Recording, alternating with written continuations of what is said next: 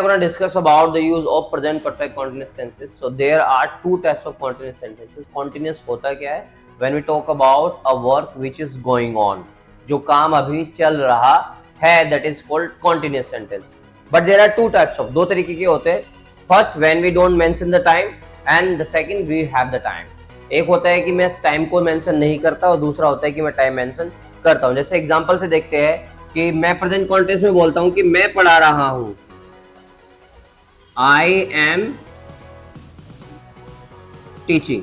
तो यहां पर I am not mentioning any time. यहां पर कोई टाइम है, कब से पढ़ा रहा हूं, तो यहां पे मैं सिर्फ ये बता रहा हूं कि कोई काम चल रहा है, something is going on.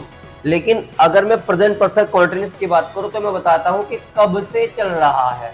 I at time. जैसे I have been teaching since 2010.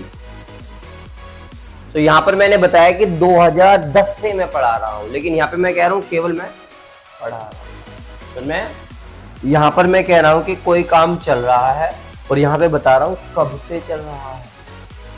This is the difference. If we add time in my continuity, I don't use is am and are. Helping verb will be changed. Here I use subject is am are we first ing v4 भी कह सकते हैं and then object. यह simple rule. मैं खेल रहा हूं, I am playing, वे खेल रहे हैं, they are playing, तुम खेल रहे हो, you are playing, वे नाच रहे हैं, they are dancing, तुम नाच रहे हो, you are dancing, हम नाच रहे हैं, we are dancing. I am not mentioning any time. Clear? अब मैं बात करता हूँ प्रेजेंट परफेक्ट कंटीन्यूअस की. यहाँ पर मैं यूज करूंगा सब्जेक्ट, हेल्पिंग वर्ब चेंज हो जाएगी हैज हैव बीन में. इसमें has have been plus V4. V4 का मतलब क्या है? V first plus ing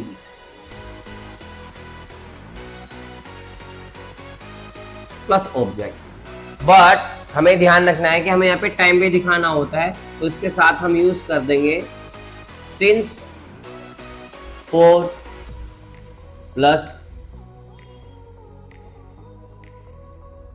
time, क्योंकि यहाँ पे तो मैंने टाइम मेंशन नहीं किया, बट वहां पे मैं टाइम मेंशन करूंगा. जैसे यू आर प्लेइंग क्रिकेट, तुम क्रिकेट खेल रहे हो. अब मैं कहूं तुम सुबह से क्रिकेट खेल रहे हो, तो you have been playing cricket since morning.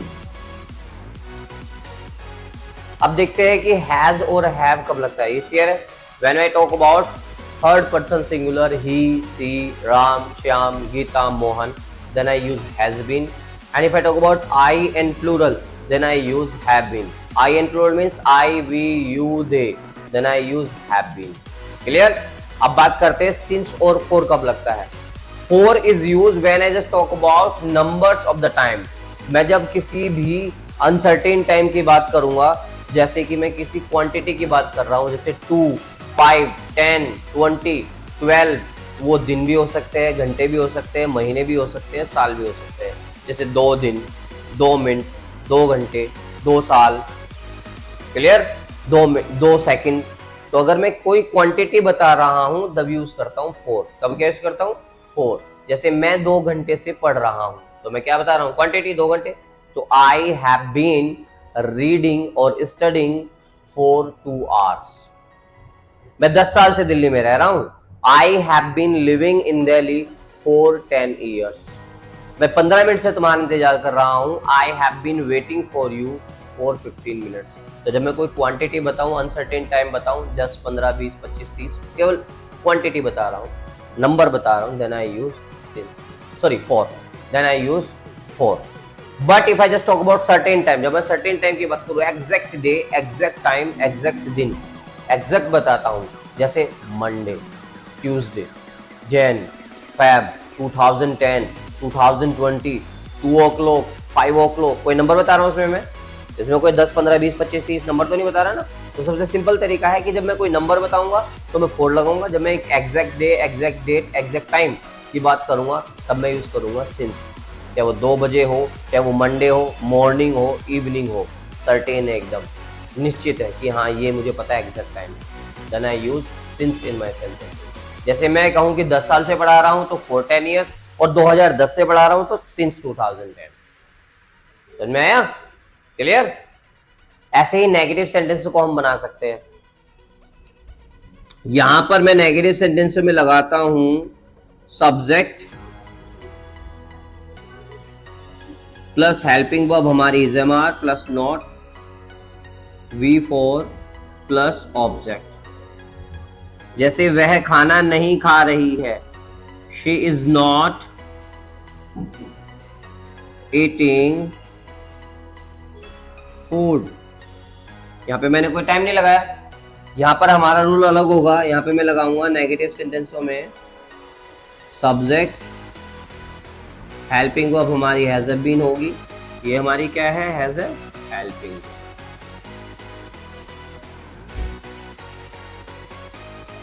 Plus यहां पर मैंने बोला वो खाना नहीं खा रही, लेकिन अगर मैं बताऊं कब से नहीं खा रही, 2 दिन से, 5 दिन से, 10 दिन से, 20 दिन से। अब मैं कह रहा हूं कि 2 दिन से खाना नहीं खा रही, so she has not been eating for 2 days। यहां पर मैं बना सकता हूं she has not been eating since Monday. Suppose करो 2 दिन पहले मंडे था तो मैं बोल देता हूँ since. Clear? To talk about the interrogative sentences, here I will use is am are first. जैसे क्या तुम खेल रहे हो, आर यू प्लेइंग, क्या तुम जा रहे हो, आर यू गोइंग, वहां पर मैं लगाऊंगा हैज ए फर्स्ट, क्योंकि मैंने बताया हुआ है कि if a sentence start with क्या, I always use helping verb first. और हर सेंटेंस की हेल्पिंग वर्ब भी अलग अलग होती है। क्लियर? तो जैसे यहाँ पे हेल्पिंग वर्ब है इज एम आर और यहाँ पे हेल्पिंग वर्ब है हैज ए बीन। क्लियर? तो then I use has a been. Like क्या तुम 10 साल से पढ़ रहे हो, have you been studying in this school for 10 years. क्या तुम 10 साल से दिल्ली में रह रहे हो, have you been living in Delhi for 10 years. क्या वो 5 साल से पढ़ा रहा है, has been teaching for 10 years, 5 years. Is it clear? तो मैं हैज बीन पहले लगा देता हूँ जब मैं कॉन्टिन्यूटी प्लस टाइम की बात करूंगा। तो हैज बीन तभी यूज होगा जब कॉन्टिन्यूटी प्लस टाइम आएगा। रहा है, रही है प्लस टाइम, नहीं तो हैज बीन नहीं लगता। Is it clear? Thank you very much.